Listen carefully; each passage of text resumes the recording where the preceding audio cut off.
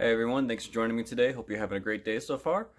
So back in January, I went to the Dallas Card Show and was able to submit some cards to Beckett Grading, and I just got them back the other day. So I am very excited to see what we got. I already know the grades because they were included in the email that they sent out to me, but I do not know the subgrades on the ones that I got subgrades for, and I still am just really excited to see them for the first time in person. So let's see what we got. All right, so you see here I got 3 different boxes. That's because I did 3 different submissions technically. I have one submission that is a more modern tier with the subgrades and everything. Another submission that I did that same day, but I didn't include subgrades on them because they're older and rough condition anyway. I knew they weren't going to grade out too well. I just wanted to get them encased and authenticated more than anything.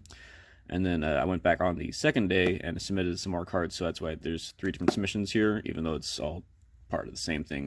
Got them all back at the same time. So let's see what we get. And I'm going to move a couple of these out the way. And alright, so this is one of my 3-card ones. I'm not sure which one we got here. Move that out the way. Okay, this looks like my vintage ones. Alright, so my first one, got my 71 Nolan Ryan. This is one that I actually picked up at the show.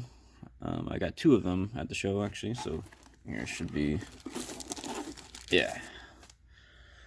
Got 2 of them at the show. They both graded 5.5. It's funny, as I picked up one after I had already did the submission, so I wasn't able to include it into the first day. I found it afterward, and then the next day when I went in there, I found another one for a really good deal. That's when I snatched it up too, because it looked to be about the same condition for a better price, honestly, than what I paid for the first one. I hadn't had one of these in my collection before, so I'm happy to have one into my Nolan Ryan thing, and now I got 2 of them, and this both happen to be the same grade, so that's pretty cool. And this other one here is another Nolan Ryan. This is my 1972 one. This is one that I've had for a long time. It's actually one of my dad's old cards that he gave me. So it's pretty cool that I got that.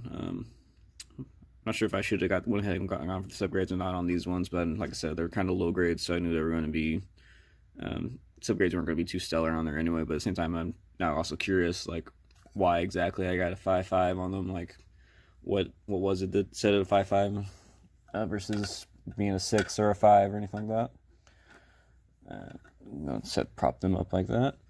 I think it's also kind of funny that they all got 5.5 in a row on that same submission together. These are the ones I submitted on, like I said, day 2, because I didn't have the 71s until after that day. And the 72, I just was debating if I wanted to submit or not in the first place, but I decided to go ahead and do it. Okay, box number 2 here. Let's see, actually that's my more modern ones. These are the vintage cards that I submitted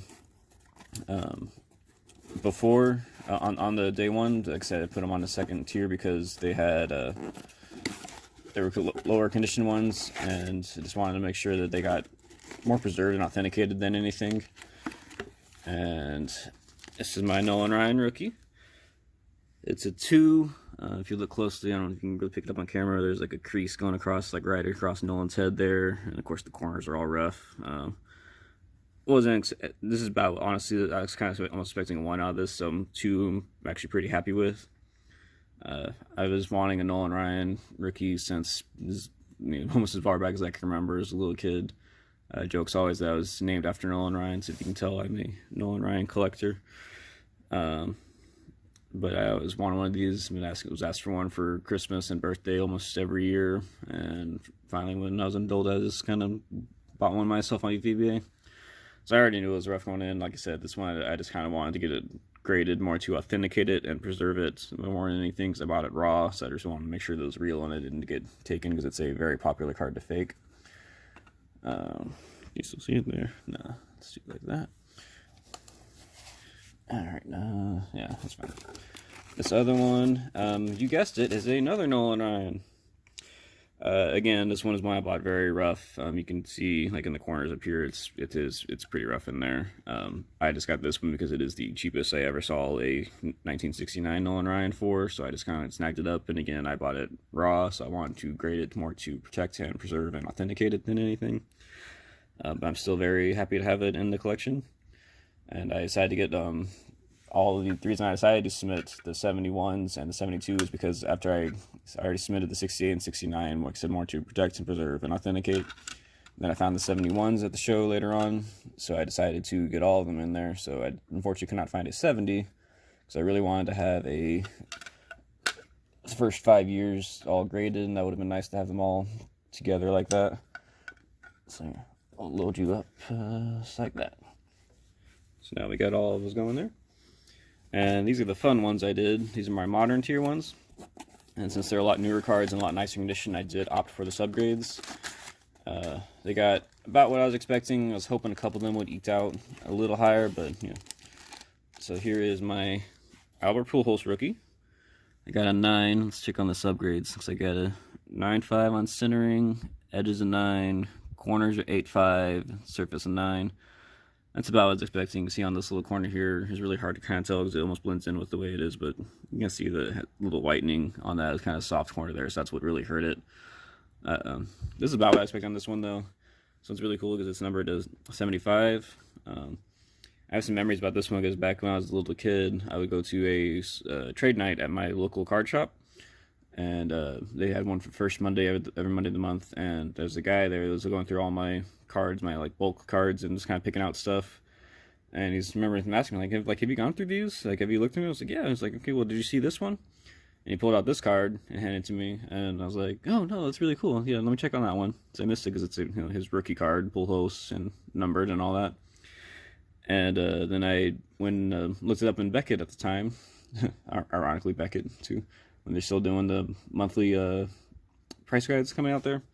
And according to Beckett, it was like a $40 card that I was about to sell to this guy for like 10 cents or something. So that was really nice of him. I'm really glad he pulled it out. And I cannot find comps on this one because it's 75. It's a very hard one to find. The closest thing I can find on comps is a 9.5 that's currently on eBay that the person is asking about $3,800 for. But obviously this is not a 9.5, so it's still gonna be a little less than that. And I cannot find any sold listings. The regular one of this, though, is going for $200 in a 9, like the non-numbered version. So I'm sort of pretty excited about that, and excited that he's back at the Cardinals there. So for this year, so that'll be a good one to get. These next two change it up a bit. We are on to Pokemon now. This one I was hoping we eke back out of 9.5. Looks like I just missed it by 0.5, so that's a little rough there, but we'll see. I'm still very happy with the 9.